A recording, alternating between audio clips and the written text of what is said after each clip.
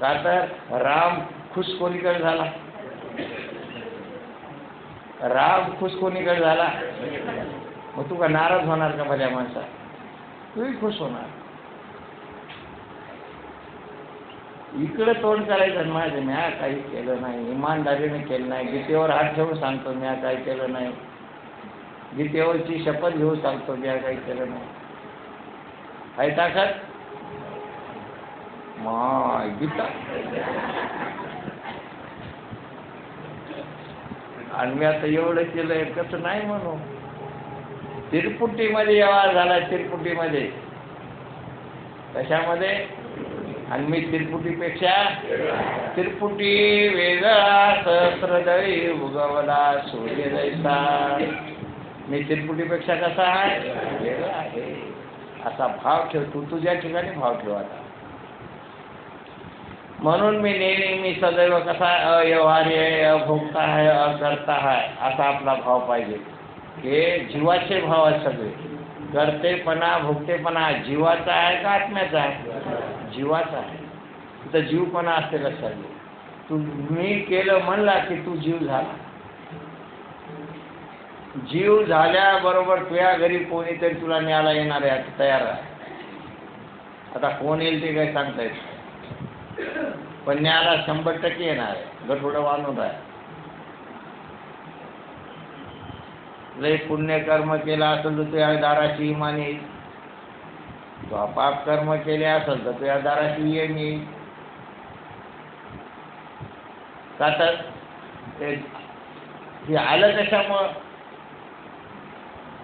तुझा भाव पाहून आलं का देवगी जागी आलं? त्याचा भाव कर्तृत्वाचा होता, ते आलं. जिथं कर्तृत्वाचे भाव आहे त्याच्या दाराशी येणार म्हणजे येणार. एखादी देवता येईल, एखादा यम येईल. जास्त करून तर यमच येते, देवता येणार नाही. मग त्याच्यापेक्षा आपल्या घराला कोणाचेच पाय लागू नये, कोणाचेच चांगले नाही. त्या दैवतेचे चांगले नाहीत आणि यमाचे तर लईच खतर पाय.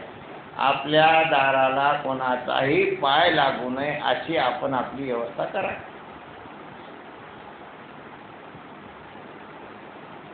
आणि एकदा त्याचे पाय खडतड लागले की सगळा गुरु फांतात.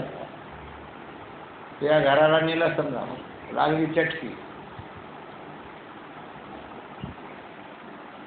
कवा लागते? न्या केलं म्हणलं की तुझ्या घराला चटकी लागली. पाहून घ्या. तू काही म्हण, पूजा केली म्हण तरी चटकी लागली. कीर्तन केलं म्हणलं तरी कर्तृत्व आलं तुझ्या याच्यात की तू कामातून गेला. म्हणून अज्ञान समूळ तुटे, मग भ्रांतीचे मथरे फिटे. अकर्तत्व प्रगटे मज ईश्वराचे. जेव्हा तुझ्या अंतकरणामध्ये अकर्तत्व प्रगटल तेव्हा तिथं भगवंत जन्मला, ईश्वर जन्मला. त्या ठिकाणी तिथं कोण जन्मला? ईश्वराचा जन्म झाला. जिथं ज्या अंतकरणामध्ये अकर्तत्व प्रगटलं तिथं कोण जन्मला? देव जन्मला. झाली संध्या संदेह माझा गेला. झाली संध्या संदेह माझा गेला.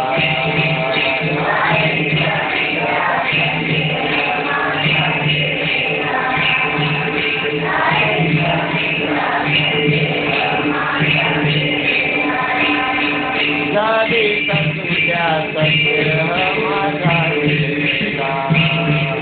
झाली संध्या संदेह माझा गेला.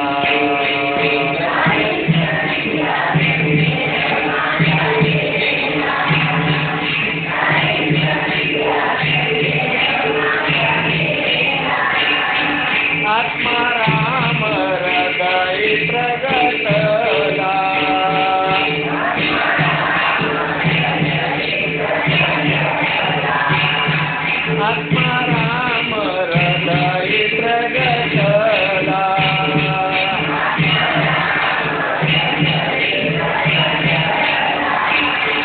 झाली संध्या संध्या माझा गेला, झाली संध्या संध्या माझा गेला.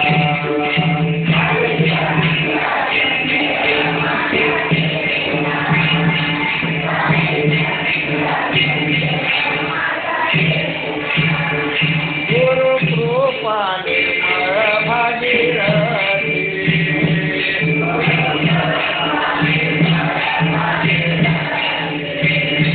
गुरु कृपा निर्मळ भागीरथी,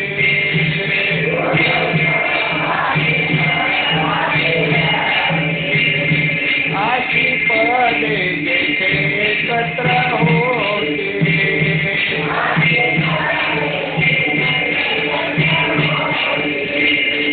अशी पदे जेथे एकत्र होते,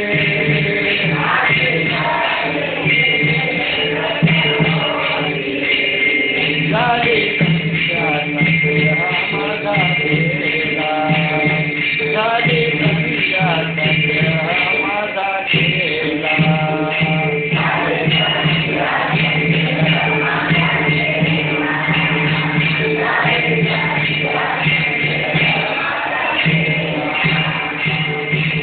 तत्वमसी महावाक्य है. तत्वम, तत् म्हणजे ईश्वर, त्वम म्हणजे जीव. अशी पदानं दोन्हीला काय केलं, एकत्र केलेलं असं लक्षात घ्या. अशी पदे जिथे एकत्र होती ती गुरुकृपा निर्मळ भागीरथी. लक्षात. कशाला गुरुकृपा म्हणून बसू नका, लय लोक फसायले. तर कशाला गुरुकृपा म्हणायले, एक डझन चमचे घरामध्ये वाढ की गुरुकृपा झाली म्हणतो. पोहे खाऊ लावलो एका ठिकाणी चमच्यावर नाव होतं गुरुकृपा. अरे बापरे, अरे असे भंगार गुरुकृपा नसते रे बापू. गुरुकृपा कशी असते, जेथे अशी पदे एकत्र होती. मी अकर्ता आहे, हे गुरुकृपा आहे. लक्षात घे. मी अकर्ता आहे, मी अभोक्ता आहे, ही कहा गुरुकृपा आहे. ही गुरुकृपा आहे. लक्षात घे. आणि ही गुरुकृपा संतावर झालेली असते. लक्षात घे. ज्ञानदेव म्हणे तरलो तरलो आता उधरलो गुरुकृपे.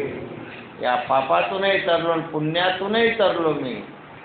आता जिथं करते पण आहे तिथं पाप पुन्हा अंगाला चिटकलेले असतात. लक्षात घ्या. जिथं तू म्या केलं म्हणलं की तुझ्या अंगाला पाप पुण्य चिटकलेले, तुझ्या अंगावर माशा बसलेल्या आहेत, तुला तोडायला लागल्यात.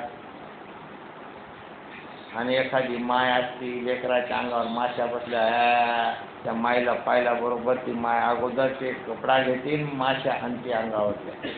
माय माझ्या लेकराला किती माशानं खाल्लं, त्याच्या अंगावर कपडा टाकते, तशा याच्या अंगावर माश्या. अरे बापरे, कोणी हानीनं झालंय का हे नाही का. तर माईकडे जायचं आणि माय याच्याकडे पाहिजे नाही, नुसतं खाऊन घेतलं माश्यानं. पापाच्या आणि पुण्याच्या माश्या त्या. पण जेव्हा गुरुकृपा होती तेव्हा या माशा सगळ्या हुर. तुका म्हणे आम्ही झालो अग्निरूप, तुका म्हणे आम्ही झालो अग्निरूप.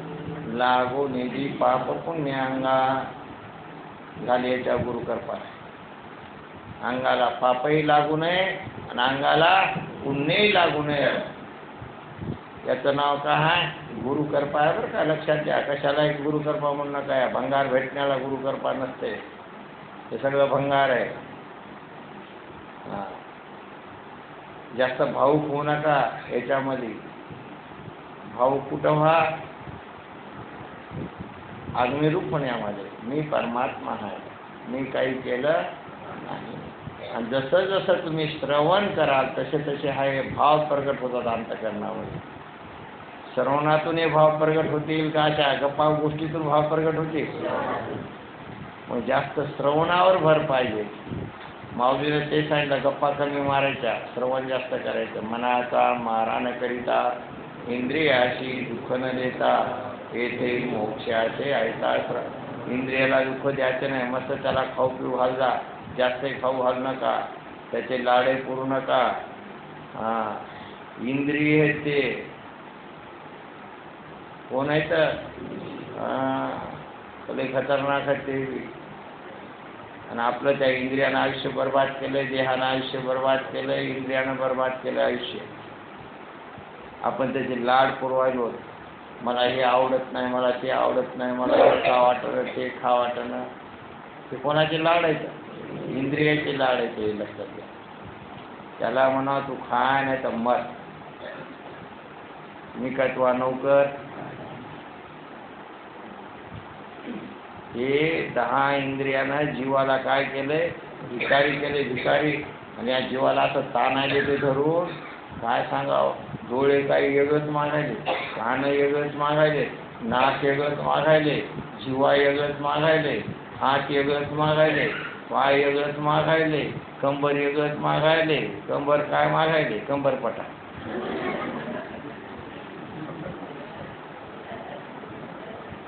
आता काय करावं? हे याची दाना दिन उठली. आता मला सांगा, एक घरामध्ये एक माणूस असं समजा करता, आता याचे 10 इंद्रियाच्या आहेत, याच्या बायकोचे 10 इंद्रिय, याच्या पोराचे 10 इंद्रिय, याच्या पोरीचे 10 इंद्रिय, आणखीन असले तर ते नुसत्या इंद्रियाच्या ग्रुपमध्ये मेंढा झाले का काय झाले? काही सुधारण झालं त्या मेंढ्याला. एवढा मोठा सिंह आला, त्या सिंहाला सांगायला, अरे तू सिंह आहे. ते मला नाही, नाही तू सिंह आहे, मी मेंढाच आहे. एवढी तर बुद्धी भ्रष्ट झाली. कोणा केली? सावधान हो, सावधान हो, सावधान हो. जास्त लाड करू नको, त्याच्याकडून काम करून जास्त घे, त्याला उपाशी मार नको. आता काही काही गबाळ त्याला उपाशी मारायचे. मला उपास आहे, मला चतुर्थी आहे, मला असं आहे. तू तर अगोदर नरकाला जातो, इमानदारीने जातो. इंद्रियाचं काय केलं तो? त्याला खाऊ पिऊ घाल आणि काम करून घे त्याच्याकडून. त्याला उपास ठेवून काय होणार आहे? त्याला जास्त खावायलाही देऊ नको, त्याला उपाशी ठेवू नको, त्याच्याकडून काम करू दे. आता जेलमध्ये असलेले कैदी त्याला उपाशी मारतात का? त्या खात नसलं तर खाऊ घालतात त्याला. पहिल्यांदा नाराज असते गेलेलं म्हणजे लिला नाटकं करते, मी हे खात नाही, मी ते खात नाही, ते खात. मग ते समजावून सांगा, आदत पाडा तुम्ही खाची. आता मला माहीत आहे तुम्ही खात नाहीत, पण आता आदत तुम्हाला पाडावं का उपाशी मारतात? तसं या इंद्रियाला खाऊ पिऊ घाला, त्याच्याकडून काम करून घ्या. त्याला आळशी बनवू नका, त्याचे लाड पुरीत बसू नका. नाही तर काय काय नुसते लाड इंद्रियाचे. आणि जसं लग्न केलं, माया नाकाची हाऊस सुद्धा खेळली नाही यानं. कोणाची? नाकाची. कोणी मध्ये कानाची. अरे कानाची हाऊस कशाने फिटती? श्रवणानं. श्रवणानं कानाची हाऊस फिटत असते. आला भेटला तर गळ्याची हाऊस फिटती. गळ्याची हाऊस फिटायची असेल तर काय घे? आलाप घे, गळ्याची मस्त हाऊस फिटती. हाताची हाऊस फिटायचं असली तर भगवंताचं भजन कर. मला पाटल्या पाहिजे, पाटल्यानं हाऊस फिटती. तो हात मोडून टाकेल कोणी एखादा, त्याच्याकरता हात दिले नाही. हात भजन करण्याकरता दिले, पाय साधूच्या दर्शनाकरता दिले. हे दिले इंद्रिय हात पाय कान. दिले इंद्रिय हात पाय कान.